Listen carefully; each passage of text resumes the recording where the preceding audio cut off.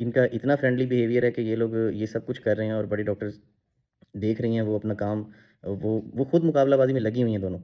تو بڑی حیرانگی والی بات ہے اور اس کے اوپر ضرور ایکشن لینا چاہیے، ان سے پوچھنا چاہیے کہ یہ آپریشن تھیٹرز میں کیا ہو رہا ہے۔ بہت سارے لوگ اس کو غلطی کہہ کے ٹال رہے ہوں گے اور ان سے بھی اگر پوچھا جائے گا تو یہ کہیں گے جی غلطی ہوگی، یہ غلطی نہیں ہے، یہ غلطان ہے، یہ بلنڈر ہے،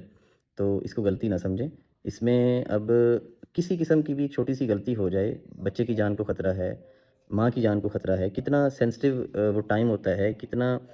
بہت زیادہ محتاط رہنے والا وہ پیریڈ ہوتا ہے جس میں آپریشن ہو رہا ہوتا ہے، لیکن اس کے اندر کیا آپریشن کرنے والے کی توجہ ریل کی طرف نہیں ہوگی؟ کیا جس کمپٹیشن میں ان دو ڈاکٹرز کو اتارا جا رہا ہے کیا ان کی توجہ اس اسپیڈ کی طرف نہیں جائے گی کہ جی ہم نے جلدی فری ہونا ہے اور اپنے ایک گروپ کے اندر بس وائرل ہونا ہے جناب کہ جی کیا بات ہے جی ڈاکٹر عائشہ جیت گئی ہیں، فلانی جیت گئی؟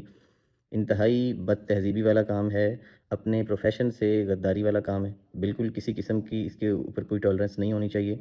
اور آپ جانتے ہیں ہمارے چینل پر حکماء اگر کوئی غلطی کرتے ہیں تو اس کے خلاف بھی آواز اٹھائی جاتی ہے، ہم اس کے خلاف بھی بات کرتے ہیں۔ حکماء معجونوں میں اسٹیرائڈ مکس کر کے آپ کو بیچتے ہیں، ہم اس کے خلاف بھی بات کرتے ہیں۔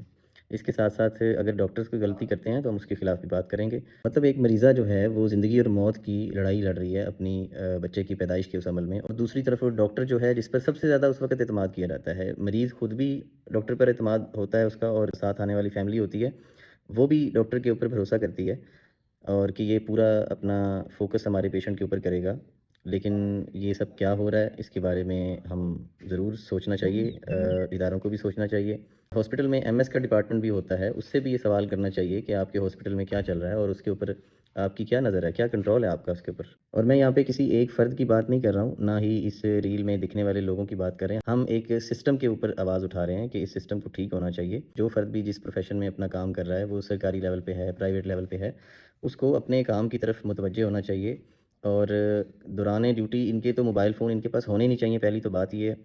اور ان کا موبائلوں کے استعمال کی وجہ سے ماضی میں ان کا کیا ریکارڈ رہا ہے یہ بھی سب جانتے ہیں اور سوشل میڈیا پہ پڑا ہوا ہے۔ حیثیت معاشرہ ہمیں یہ سوچنا چاہیے کہ سوشل میڈیا کا یوز کس طرح سے کرنا ہے اور کہاں پہ کرنا ہے، کتنا کرنا ہے، اس کی کوئی لمٹس بھی تو ہونی چاہیے۔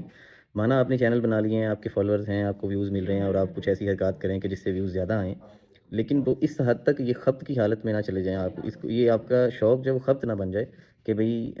یہ آپ کے دماغی حالت کو بھی بالکل خرابی کی طرف لے جائے اور آپ اپنے کام سے بھی بالکل ناکارہ ہو جائیں۔ سمجھتے ہیں کہ یہ رویہ کیسا ہے اور اس کے اوپر آواز اٹھانی چاہیے، تو ضرور اس ویڈیو کو شیئر کریں اور اپنی رائے کمنٹ میں ضرور لکھیں۔ السلام علیکم ورحمۃ اللہ۔